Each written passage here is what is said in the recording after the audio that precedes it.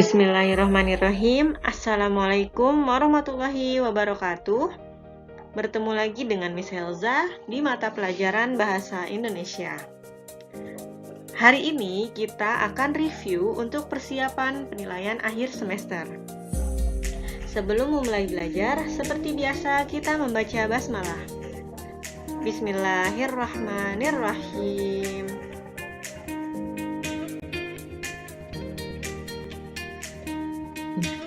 Sebelumnya, selama satu semester ini, kita sudah belajar ya mengenai beberapa teks yang terbagi menjadi 5 bab. Nah, di bab pertama ada teks berita, di bab kedua ada iklan, slogan, dan poster, bab ketiga ada teks eksposisi, di bab keempat ada teks puisi, dan di bab kelima ada teks eksplanasi. Selanjutnya akan kita bahas satu persatu dari bab yang sudah kita pelajari sebelumnya.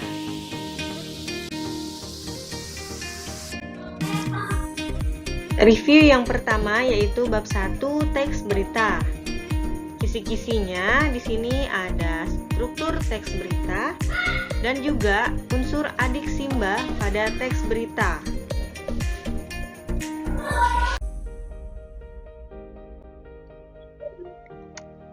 Materi yang pertama di bab 1 yaitu ada struktur teks berita.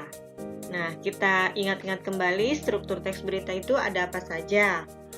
Nah, yang pertama ada judul berita. Yang kedua ada teras berita atau lead, yaitu menjawab pertanyaan mengenai apa, siapa, kapan, dan di mana suatu peristiwa terjadi.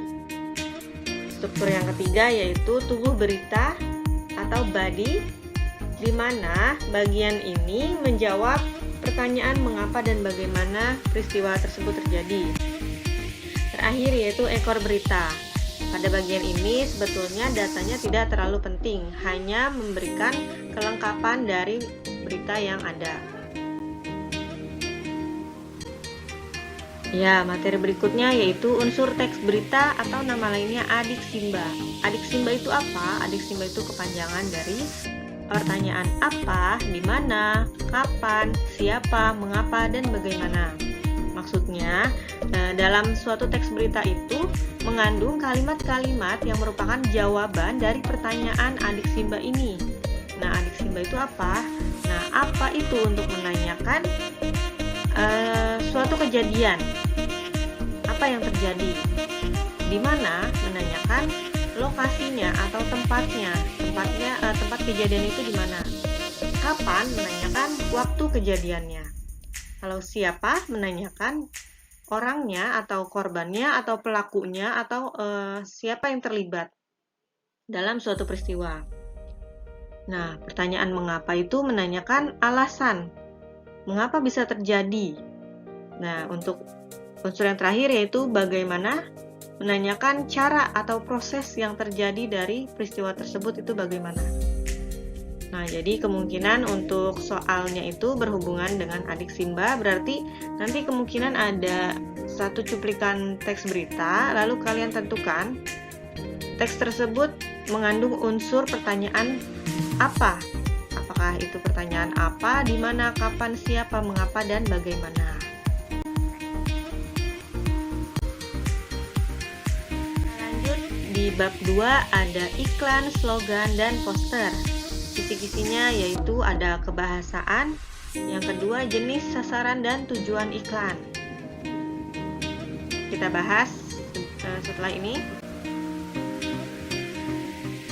Yang pertama ada kebahasaan pada iklan, slogan, dan poster. Di antaranya ada kalimat fakta, ada kalimat persuasif, dan kalimat imperatif. Kalimat fakta itu apa? Nah, sebelumnya kan sudah dibahas ya, fakta itu apa sih? Fakta itu merupakan kejadian nyata atau kejadian yang sebenarnya. Nah, kalimat fakta di dalam iklan, slogan, dan poster ini berupa apa?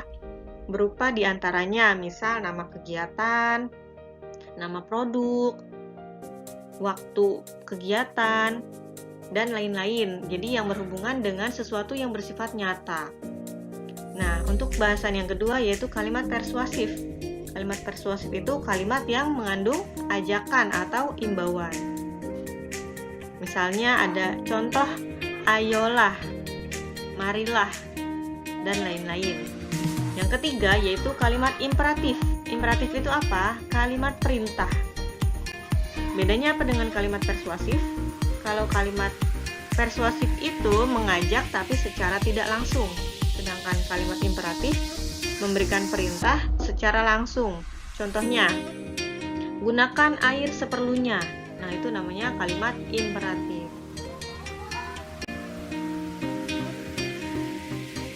Materi berikutnya yaitu ada jenis, sasaran, dan tujuan iklan.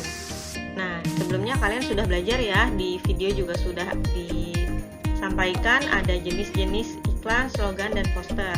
Nanti silakan disimak kembali di video berikut. Klik linknya di bagian description box, biar lebih mudah dan tidak mencari-cari lagi.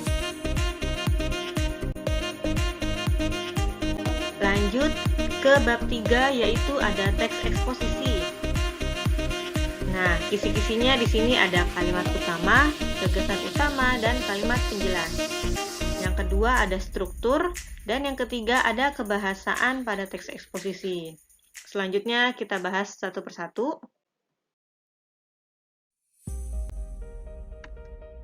Materi yang pertama di bab 3 yaitu ada kalimat utama, gagasan utama, dan kalimat penjelas. Nah, perbedaannya apa sih, Miss, dari ketiga kalimat ini? Biar lebih mudah dan lebih detail lagi, kalian bisa simak kembali videonya yang ada di link di description box. Biar lebih mudah, nggak mencari-cari lagi.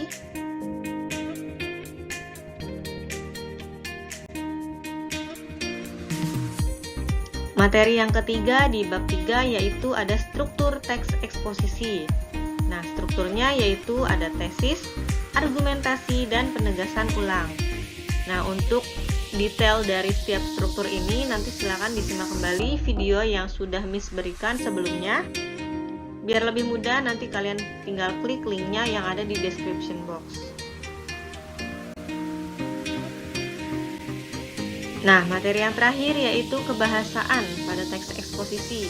Di sini ada konjungsi. Nah, kalian sudah belajar ya mengenai konjungsi. Konjungsi itu sebetulnya ada banyak. Hanya saja di bagian teks eksposisi ini diantaranya ada konjungsi definisi, konjungsi penambahan, ada konjungsi kausalitas. Nah, terutama nih konjungsi kausalitas kemungkinan akan ada di bagian teks eksposisi. Konjungsi kausalitas itu apa? Kausal berarti penyebaban. Konjungsi penyebaban diantaranya yaitu ada kata karena, dikarenakan, disebabkan, sebab, dan lain-lain. Itu namanya konjungsi kausalitas. Biar kalian lebih ingat lagi. Kemungkinan nanti ada soal seperti ini. Selanjutnya di sini ada bab 4 yaitu teks puisi. Teks puisi kisi-kisinya ada unsur fisik teks puisi, ada unsur batin teks puisi, dan kebahasaan pada teks puisi. Selanjutnya kita bahas satu persatu.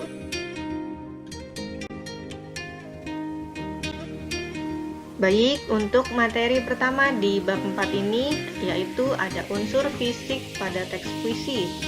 Nah, ada yang masih ingat tidak unsur fisiknya ini terbagi menjadi berapa? Yang benar ada 6. Di antaranya ada tipografi, ada diksi, imaji, kata konkret, bahasa figuratif atau majas, dan rima. Nanti silakan disimak kembali videonya untuk penjelasan lebih detailnya. Untuk pertanyaan yang muncul di soal PAS nanti, kemungkinan nanti ada beberapa cuplikan teks puisi, lalu kalian menentukan misalnya imajinya atau citraan. Nah, untuk catatan, imaji dan citraan itu sebetulnya sama ya, jangan bingung kalau misalnya ada pertanyaan imaji atau ada pertanyaan citraan, sebetulnya sama. Gitu ya. Oke, untuk materi yang kedua ada unsur batin teks puisi. Nah, unsur batin itu ada apa saja? Yang pertama ada tema, ada perasaan, ada nada, dan terakhir ada amanat. Untuk penjelasan lebih detailnya, silakan nanti disimak kembali video yang tersedia. Untuk soal di PAS, kemungkinan nanti ada cuplikan teks puisi seperti biasa. Lalu kalian menentukan, misal pertanyaannya ada tema dari puisi tersebut apa, atau misalnya amanat dari puisi tersebut itu apa. Jadi kalian harus bisa memahami dulu nih, tema itu apa, perasaan itu apa, nada itu apa, dan amanat itu apa, biar bisa menjawab pertanyaannya dengan baik.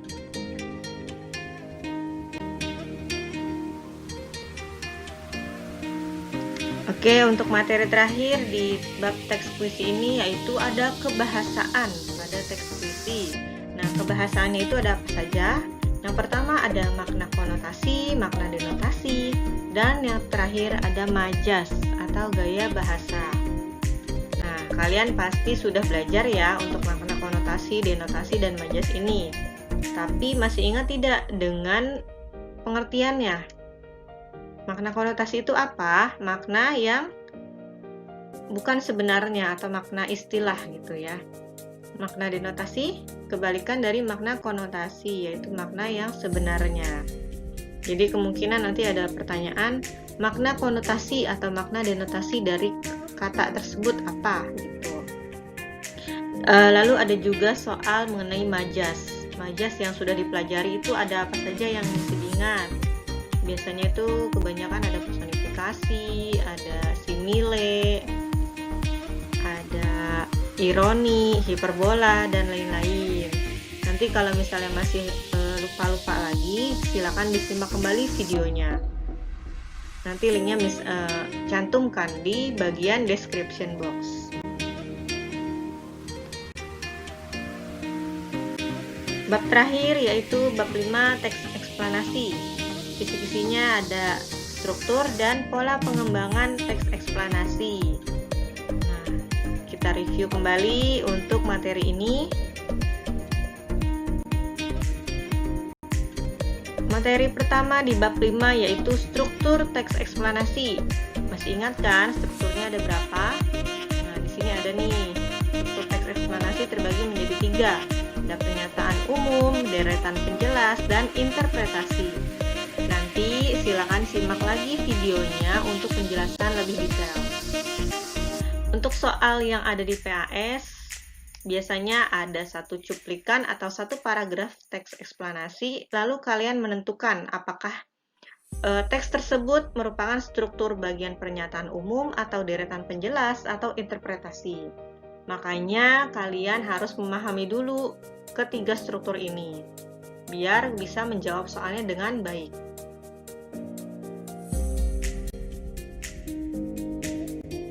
Materi terakhir yaitu ada pola pengembangan teks eksplanasi. Di sini sudah ada ya di fotonya, ada pola pengembangan kronologis, yaitu berhubungan dengan proses terjadinya sesuatu. Jadi dijelaskan secara rinci di dalam paragraf tersebut. Ada pola kausalitas, yaitu berisi penjelasan mengenai proses fenomena alam tapi berhubungan dengan sebab akibatnya.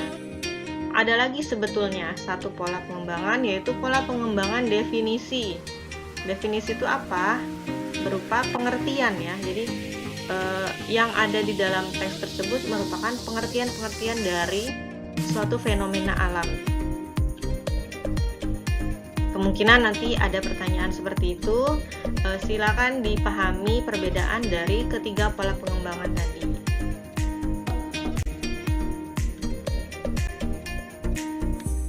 Ya, alhamdulillahirrabbilalamin. Cukup sekian pembahasan review persiapan PAS Bahasa Indonesia. Selamat belajar semuanya. Semoga apa yang kalian pelajari bisa kalian pahami dengan baik dari video ini. Mohon maaf apabila apa yang Miss sampaikan tadi mungkin terlalu terburu-buru sehingga ada beberapa yang terlewat mungkin. Kalau misalnya ada yang mau ditanyakan, silakan tanyakan saja.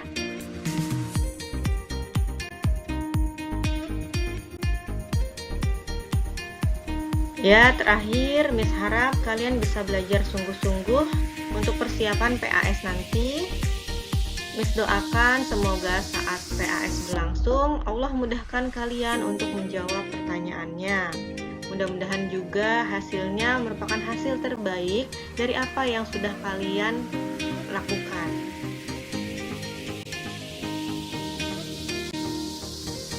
Oke, terima kasih telah menyimak videonya. Semoga dengan adanya video ini bisa bermanfaat untuk kalian. Kita akhiri dulu pertemuan hari ini. Wassalamualaikum warahmatullahi wabarakatuh.